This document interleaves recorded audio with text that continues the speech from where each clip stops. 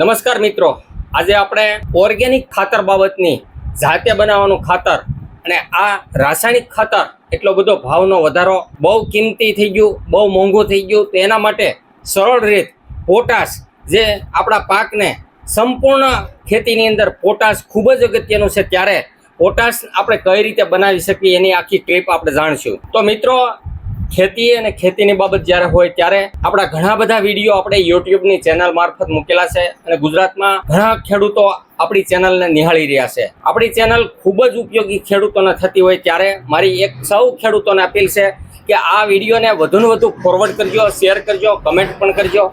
આજે આપણે જે વાત કરવા જઈ રહ્યા છીએ એ નાળિયેર અને નાળિયેરના સોતાની વાત કરવી છે, જેમાંથી આપણને 20 થી 30% પોટાશ કઈ રીતે મળે એનું સંપૂર્ણ વિડીયો આ વિડીયોના માધ્યમથી આપણે આગળ નિહાળતા રહીશું। મિત્રો, આ નાળિયેર અને આ નાળિયેરના જે સાલા છે એમાંથી આપણને એના રાખ બનાવવાથી 20 થી 30% પોટાશ આપણને કુદરતી પોટાશ મળી રહેશે। એટલે કે જ્યારે આપણે 1900-2000 રૂપિયાની થેલી ન લેવી પડે એના માટે ધી બેસ્ટ અને ઓર્ગેનિક મેટરથી આપણને પોટાશ આપણે મેળવી શકીએ છીએ। મિત્રો, શ્રીફળ, નાળિયેર, એના જે સાલા છે ઉપરના એમાં બે પ્રકાર હોય છે, એક તાજા સાલા અને એક જૂના સાલા।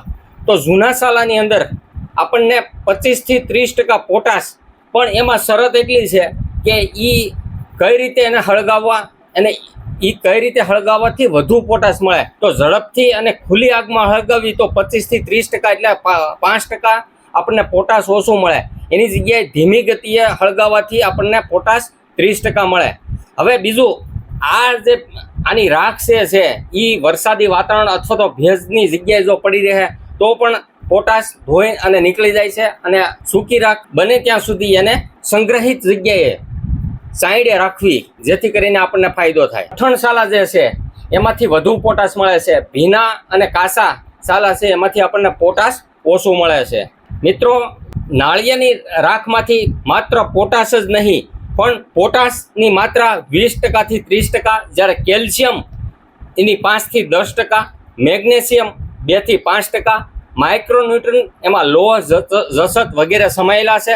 એટલે કે એક મલ્ટી ન્યુટ્રન્ટ ઓર્ગેનિક ખાતર તૈયાર થાય। એટલે મારી સૌ ગુજરાતના ખેડૂતોને અપીલ છે, જ્યારે પોટાશ જેવી વસ્તુ આપણા ખેતીના અગત્ય પાકમાં જ્યારે કામ કરતું હોય ત્યારે પોટાશના આપણા ઘણા બધા વિડીયો મૂકેલા છે ને પોટાશ એ તમામ પાકને ખૂબ જરૂરી છે। તો પોટાશ આપણને ઓર્ગેનિક મેટરમાં કઈ રીતે મળે એના માટે મેં તમને જે વાત કરી કે ભાઈ નાળિયેરના સાલાને હળગાવવાથી એની જે રાખ મળે છે એમાંથી 25 થી 30% આપણને ઓર્ગેનિક પોટાશ મળી રહી છે। તો મિત્રો, પોટાશની રાખનો ઉપયોગ કઈ રીતે કરવો, તો 1 એકર માટે 50 કિલો, એકર એટલે કે 1.5 વીઘા, જે 16 ગુઠાના વીઘા પ્રમાણેની ગણતરી પ્રમાણે મોટો વીઘો હોય તો એમાં 50 કિલો એટલે કે 1.5 વીઘાએ 50 કિલો વાપરવાનું હોય છે। પાક અને પાકની પરિસ્થિતિ પ્રમાણે એમાં થોડો ઘણો ફેરફાર થઈ શકે છે। જ્યારે શાકભાજી જેવા પાકની અંદર તમે 50 કિલો વાપરી શકાય છે, અનાજ, કઠોળ વગેરેમાં પણ 50 કિલો વાપરી શકાય છે।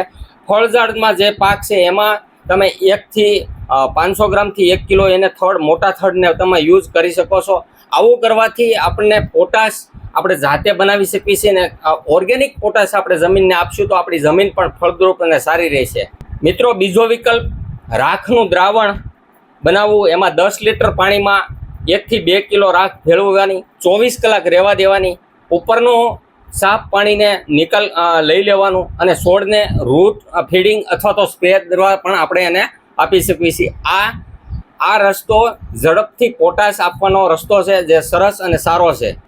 મિત્રો, આની સાથે સાથે એક અગત્યની ખાસ વાત એવી છે કે વધારે ઉપયોગ કરશો તો જમીનનો પીએચ વધી શકે, એટલે ક્ષારીયતા પણ વધી શકે। એટલે કંટ્રોલની અંદર વિવેક બુદ્ધિથી યોગ્ય માત્રાની અંદર આનો ઉપયોગ કરી શકાય છે। મિત્રો, આ વિડીયોના અંતની અંદર નાળિયેરના સાલા અથવા તો લાકડાની રાખ પણ એમાં અથવા તો પ્રેસમાં મડ પણ વાપરી શકાય છે, પણ બધાની પોટાશ કે માઇક્રોન્યુટ્રનની તત્વની ફેરફાર થઈ શકે છે, એવી રીતે તમે એને ઉપયોગ કરી શકો છો।